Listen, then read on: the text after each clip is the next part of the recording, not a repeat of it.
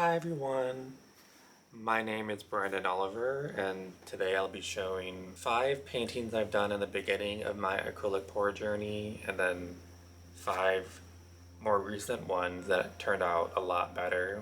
And I'll explain what I did wrong with the old ones and what I did right in the other ones, so let's go. Alright, I think this is the first one I've ever done.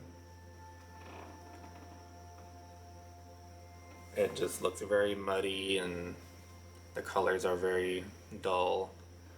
I think it's a combination of the paints I used and the technique and the colors.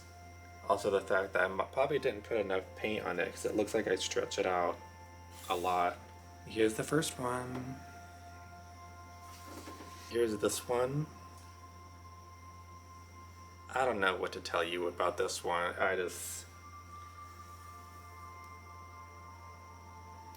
very interesting. It does remind me of a 90s cup.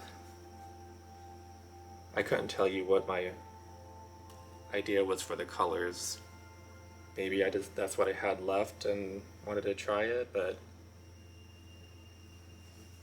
yeah, the colors didn't really mix very well. I'm not sure what technique I even used to do this one, but very interesting and abstract. Still one of the more newer ones I've ever done, or oldest ones I've done. And here's this one. I think this one was a flip cup, and I added a butterfly after it dried.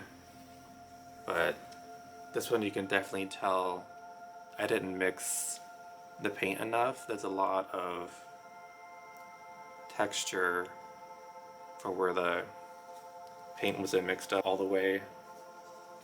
And that's even with these dots as well.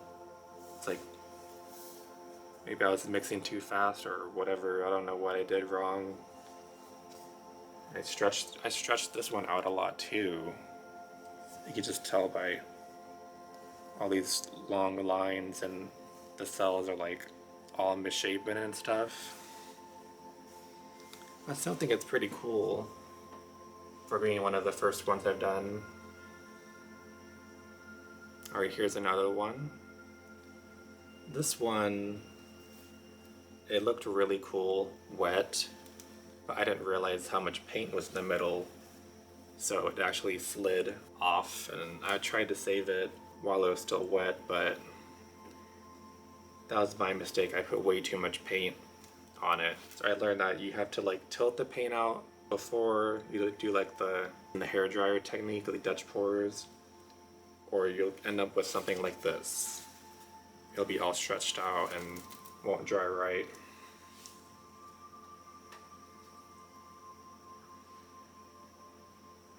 Alright, here's another one. This one, I'm pretty sure it was really cool when it was wet as well. But I think I did the same thing as the last one I showed you. I had way too much paint on it, and it just kind of slid off, and a lot of the colors got very muted. I think maybe I didn't use enough white. Well, I don't know what happened with this one, but I wanted it to look like a void or something. But yeah, I've learned a lot with the more recent ones I've done. This one actually, I kind of redid this one. Not exactly to this extent, but I'll show you that one now. But here's an upgraded version of that last one I just showed you. I pretty much did the same technique, but the colors actually show and they didn't get stretched out or dull. But with this one I actually had my own idea to make like an actual void in the center of it, which I think it turned out really cool.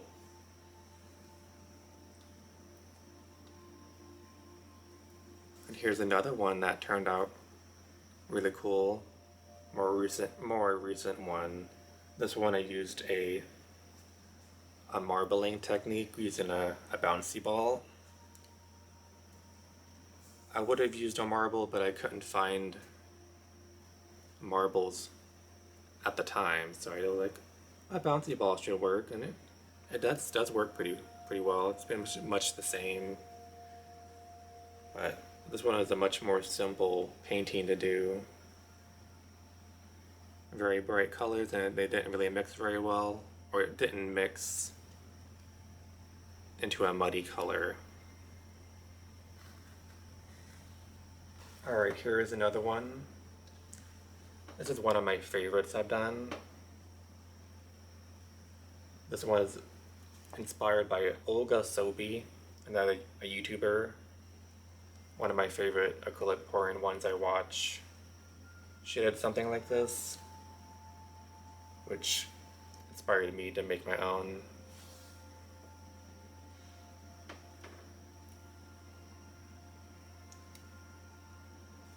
The only thing I would have done differently with this one is leveled out the canvas more, because there was a lot more purple on this one when it was wet, so it did kind of slide down, which you can kind of tell by looking at it, like this section here, right here.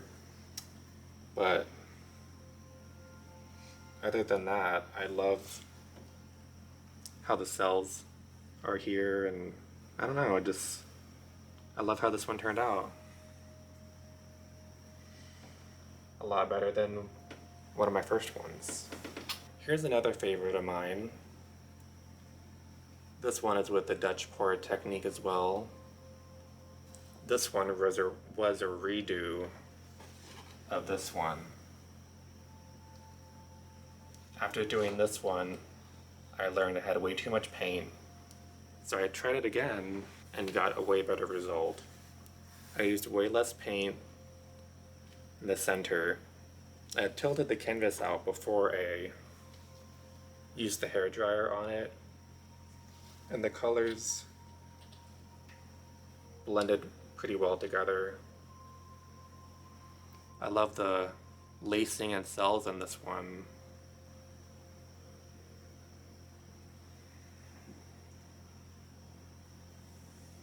There's a lot of trial and error with acrylic pouring, and I'm still learning. I am not perfect at it at no means, but here's one of my most recent ones. It's one of my favorites. This one was also inspired by Olga Sobi, but she did a different technique, and she used modeling paste or some kind of texture for the lines. For mine, I used insulating rope for like windows and just made my own shape with them. But using the hairdryer with this one, I knew not to use too much paint in the middle because there would be nowhere else for it to go. It'd be trapped in the middle, and I don't know what it would have done, but yeah, another one of my favorites. But yeah, there's a lot of stuff I'm still learning about acrylic pouring. I still make mistakes, but my main takeaway is using too much paint, not having a level surface for your painting to dry on, and the colors you choose were like the biggest issue I was having in the beginning of my acrylic pouring journey. But I've gotten a lot better at that, and it's showing. So thank you for watching. If you have a favorite painting of mine, you can tell me in the comments. And if you have any tips for acrylic pouring, you can leave them in the comments as well. Alrighty. See you next time. Bye.